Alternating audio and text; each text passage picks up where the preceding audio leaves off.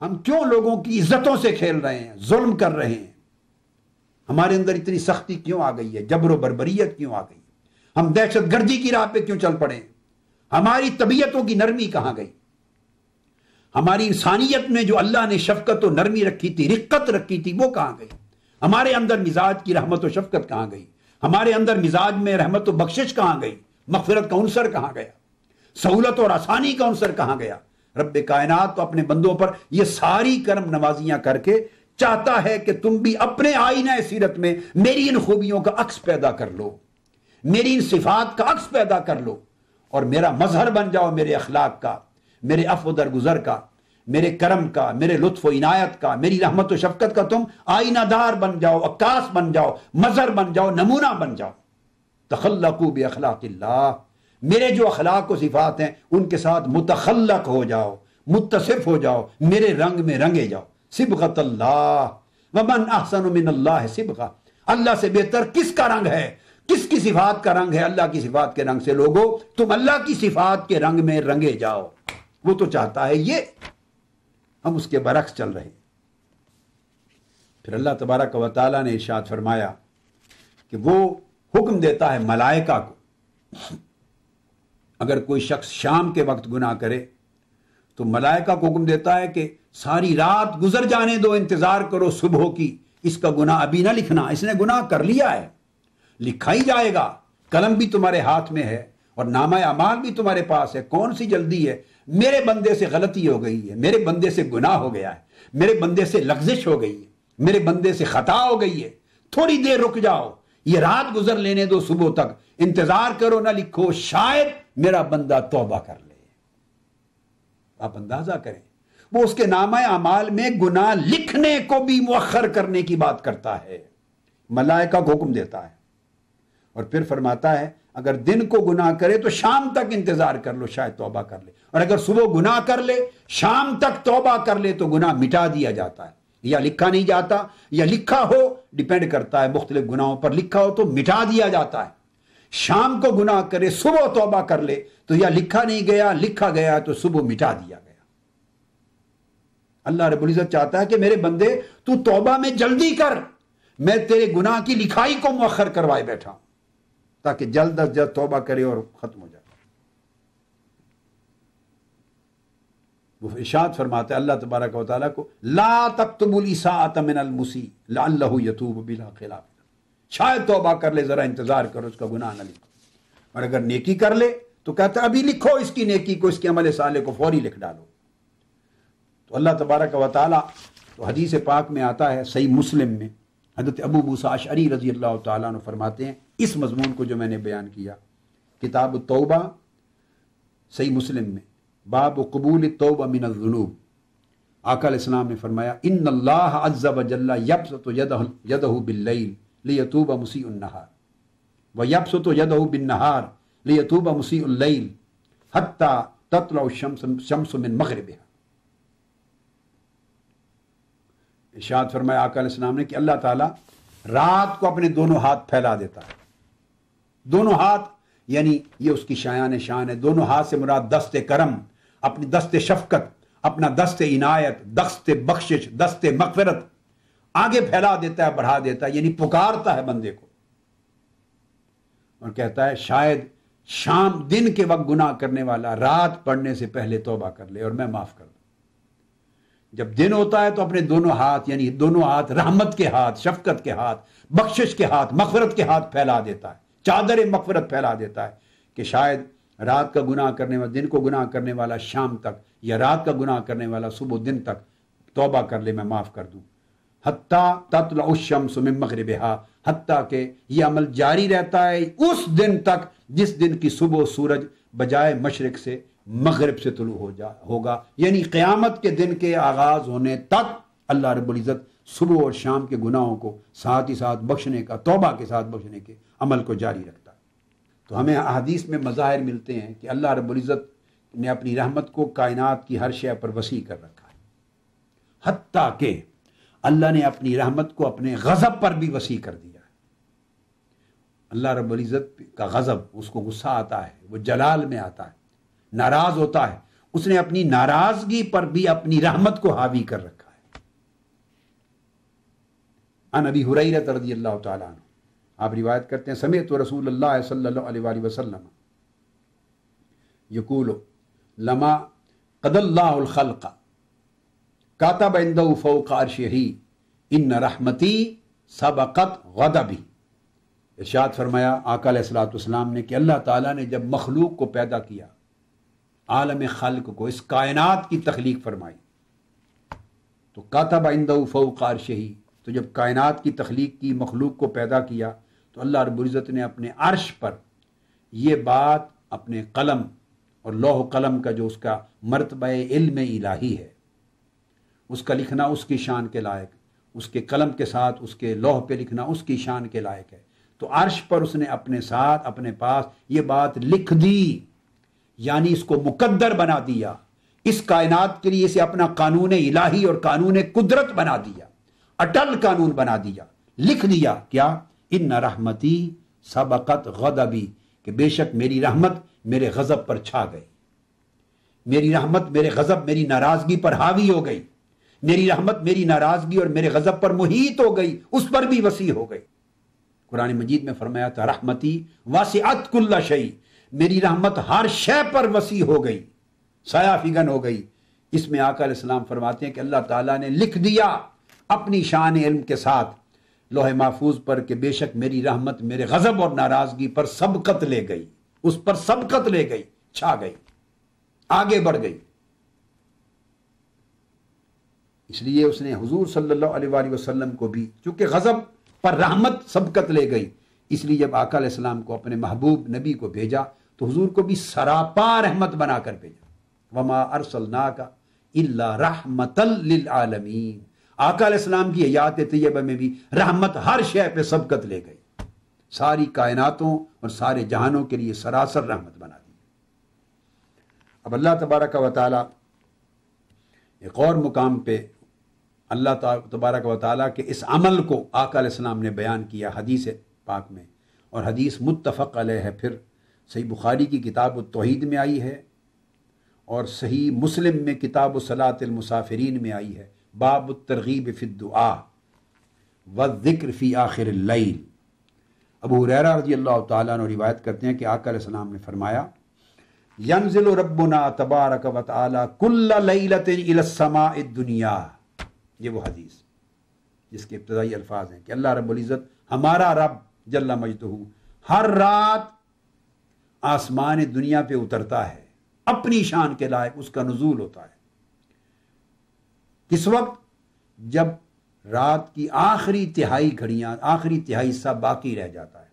یعنی رات کو 3 حصوں میں تقسیم کر دیا، جب 2 تہائی رات 2/3 گزر جاتی ہے اور لاسٹ 1/3 آف دا نائٹ،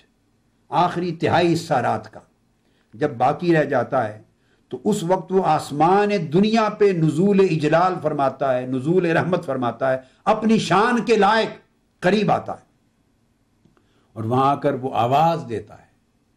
سوئی ہوئی مخلوق کو آوازیں دیتا ہے اور پوچھتا ہے کوئی جو مجھ سے مانگے میں اس کی دعا قبول کر لوں۔ اللہ تبارک و تعالی آسمان دنیا پر آ کر آواز دیتا ہے گناہ گاروں کو،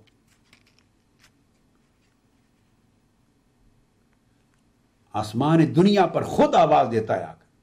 کہ کوئی ہے مجھ سے مانگنے والا میں اس کو دوں، کوئی ہے مجھ سے دعا کرنے والا میں اس کی دعا قبول کروں، کوئی ہے مجھ سے توبہ استغفار کرنے والا میں اس کو معاف کر دوں۔ اب عطا کرنے والا آوازیں دے دے کر بلا رہا ہے، یہ اس کی رحمت کا وہ تصور ہے کہ رحمتی سبقت غضبی، کس طرح اس کی رحمت سبقت لے گئی ہر شے پر۔ پھر اس کا ایک اور مظہر بڑا ایمان افروز ہے، یہ بھی حدیث متفق علیہ ہے، اور حضرت ابو ہریرہ رضی اللہ تعالیٰ عنہ ہی راوی ہیں اس حدیث کے بھی۔ آقا علیہ الصلوۃ والسلام نے ارشاد فرمایا کہ یقول اللہ تبارک و تعالی، یہ حدیث قدسی ہے کہ اللہ تبارک و تعالی ارشاد فرماتے ہیں انا عند ظن عبدی بی وانا معہ اذا ذکرنی، میں ہر بندے کے ساتھ اسی طرح ہوتا ہوں جیسا وہ مجھ سے گمان کرتا ہے، جیسا وہ مجھ سے امید رکھتا ہے، جیسا مجھ سے گمان رکھتا ہے۔ اگر ایک شخص میرے بارے میں نیک گمان کرے کہ میں معاف کر دوں گا اسے تو میں اس کو معاف کر دیتا ہوں. اور ایک شخص اگر میرے بارے میں یہ گمان ہی نہیں رکھتا، یہ گمان اس کے برعکس رکھتا ہے کہ میں معاف کرنے والا نہیں ہوں، تو پھر اس کے اپنے گمان نے اسے مروا دیا. ایک شخص جتنا بھی گناہگار ہو میرے بارے میں یہ گمان کرے کہ میں اس پر رحمت کرنے والا ہوں تو میں اس کے ساتھ اسی طرح ہوں گا جیسے اس نے امید رکھی، اس پہ رحمت کرتا ہوں. میرے ساتھ امید رکھی، اس نے گمان رکھا کہ میں شفقت کرنے والا ہوں، میں شفقت سے پیش آؤں گا. امید رکھی کہ میں عنایت اور رحمت کے ساتھ لطف و کرم کرنے والا ہوں، میں اس کے ساتھ لطف و کرم سے پیش آؤں گا. جیسا گمان کرے گا میرے بارے میں میرا بندہ، جیسی امید رکھے گا میرا بندہ میری ذات کے بارے میں اس کے ساتھ اسی طرح معاملہ کرتا ہوں. اب یہ اتنی بڑی بات کہہ دی کہ گویا اپنی ہلاکت اور اپنی نجات سارا اس کا دار و مدار بندے کی اپنی سوچ اور اپنے عمل کے رکھے. بندہ جس طرح سوچے گا اللہ اسی طرح کا معاملہ کرے گا. اب آپ اندازہ کریں کہ یہ کتنا بڑا وسیع تصور رحمت ہے اور تصور سہولت ہے اور تصور شفقت و عنایت ہے. اور پھر فرمایا وَأَنَا مَعَهُ إِذَا ذَكَرَنِي، اور میرا بندہ جہاں بھی مجھے یاد کرتا ہے، میرا ذکر کرتا ہے، میں اس کے ساتھ ہوتا ہوں. جہاں مجھے یاد کرے گا مجھے اس ساتھ پائے گا، میں اس کے ساتھ ہوتا ہوں. اسے احساس ہو یا نہ ہو، وہ محسوس کرے یا نہ کرے، اسے شعور ہو یا نہ ہو، اس کا وجدان اتنا بیدار ہے یا نہیں، ہر صورت وہ جانے یا نہ جانے مگر انا معہ اذا ذکرنی، جب بھی مجھے ذکر کرے گا، میرا ذکر کرے گا، مجھے یاد کرے گا، میں اس کے ساتھ ہوں گا، اس کے ساتھ ہوں گا. فَإِن ذَكَرَنِي فِي نَفْسِهِ ذَكَرْتُهُ فِي نَفْسِي وَإِن ذَكَرَنِي فِي مَلَئٍ ذَكَرْتُهُ فِي مَلَئٍ خَيْرٍ مِّنْهُ وَإِن تَقَرَّبَ إِلَيَّ شِبْرًا تَقَرَّبْتُ إِلَيَّ ذِرَاعًا وَإِن تَقَرَّبَ إِلَيَّ ذِرَاعًا تَقَرَّبْتُ إِلَيْهِ بَاعًا وَإِن أَتَانِي يَمْشِي أَتَيْتُهُ هَرْوَلَةً. آقا علیہ السلام نے فرمایا کہ اللہ رب العزت نے فرمایا کہ اگر وہ بندہ مجھے تنہا یاد کرے، اکیلا یاد کرے، گوشہ تنہائی میں بیٹھ کر کسی کونے میں یاد کرے، اپنے اندر خاموشی سے یاد کرے تو میں بھی اسے خاموشی سے یاد کرتا ہوں. آہستہ یاد کرے، خفی طریق پر یاد کرے، تنہائی میں یاد کرے، دل میں یاد کرے تو میں بھی اسے خاموشی سے یاد کرتا ہوں. وَإِن ذَكَرَنِي فِي مَلَئٍ، اور اگر ایک مجلس میں، ایک پورے حلقہ میں حلقہ ذکر بپا کرے اور حلقہ ذکر میں مجھے یاد کرے، پوری مجلس میں یاد کرے، ایک اجتماع میں یاد کرے، ذَكَرْتُهُ فِي مَلَئٍ خَيْرٍ مِّنْهُ، تو وہ بندوں کے اجتماع میں مجھے یاد کرتا ہے تو میں عرش پر ملائکہ کے اور ارواح انبیاء اور ارواح شہداء اور ارواح اولیاء و صالحین کے اجتماع اور حلقہ میں اس بندے کو یاد کرتا ہوں. سب کو کہتا ہوں دیکھو اس زمین کے اس گوشے میں میرے بندے نے ایک مجلس میں، ایک حلقہ میں، ایک اجتماع میں مجھے یاد کیا ہے، میرا ذکر کر رہا ہے، میری شان بیان کر رہا ہے، لوگوں کو سنا رہا ہے، تذکرہ کر رہا ہے میرا. تم سنو، میں اس بندے کا تذکرہ کر رہا ہوں. زمین پر وہ مجھے یاد کر رہا ہے، عرش پر میں بندے کو یاد کر رہا ہوں. زمین پر بندہ میرا ذاکر ہے، عرش پر خدا بندے کا ذاکر ہے. زمین پر اللہ اس بندے کا مذکور ہے، عرش پر بندہ خدا کا مذکور ہوتا ہے. زمین پر بندہ اللہ کا طالب ہے، عرش پر خدا اس کا ذکر کرتے ہوئے بندے کا طالب ہے، اس کا ارادہ کر رہا ہے. تو ارشاد فرمایا، حتیٰ کہ فرمایا اگر وہ میری طرف چل کر، اگر وہ میری طرف تھوڑا چل کے آئے، ایک ہاتھ بالشت برابر چل کے آئے تو میں پورے بازو گز کے برابر اس کی طرف چل کے جاتا ہوں. حتیٰ کہ آگے ایک حدیث میں ہے کہ اگر وہ 1 قدم چل کے آئے تو میں 70 قدم چل کے جاتا ہوں. اگر میری طرف پیدل چل کے آئے تو گویا میں دوڑتے ہوئے تیز سے بھی زیادہ تیز رفتاری سے اس کی طرف جاتا ہوں. یعنی جس رفتار سے وہ میری طرف آئے گا، میرے لطف و کرم، میری شفقت و رحمت اور میری عنایت کا جو معاملہ اس سے کہیں زیادہ سبک رفتار پائے گا. میری رحمت اس سے زیادہ تیزی کے ساتھ بڑھ کے اس کو اپنے میری رحمت کا دامن تھام لے گا. اسی طرح حضور علیہ السلام نے فرمایا، ابو ذر غفاری رضی اللہ تعالیٰ عنہ روایت کرتے ہیں، اور یہ حدیث حضرت امام مسلم نے اس کو روایت کیا، تخریج کی ہے ابو ذر غفاری سے. امام مسلم نے روایت کیا کہ آقا علیہ السلام نے فرمایا کہ اللہ تبارک و تعالیٰ فرماتے ہیں حتیٰ کہ بندہ اگر میری پاس آئے اور اس نے شرک نہ کیا ہو، شرک سے پاک ہو، اور میرے پاس آئے تو پوری زمین کی جتنی مٹی ہے، زمین کی اس برابر گناہ بھر کے ساتھ لے آئے، تو جتنے گناہ کثرت کے ساتھ پوری زمین کے برابر میں اگر میرے ساتھ بھی لے کر آئے گا تو میں اسی کی مثل اپنی بخشش و مغفرت اسی قدر وسیع کر کے اس کو عطا کروں. اشارہ اس امر کی طرف ہے کہ اگر کسی کے گناہ بڑھ جائیں، زیادہ عرصہ خطا میں، گناہ میں، لغزش میں، نافرمانی میں بھولا رہا، بھٹکا رہا، بہکا رہا، گمراہ رہا، دھیان اللہ کی طرف نہیں گیا، دنیا میں، شغلوں میں، میلوں میں، ٹھیلوں میں مصروف رہا، اللہ کو یاد نہیں کیا اور بڑے گناہ ہو گئے،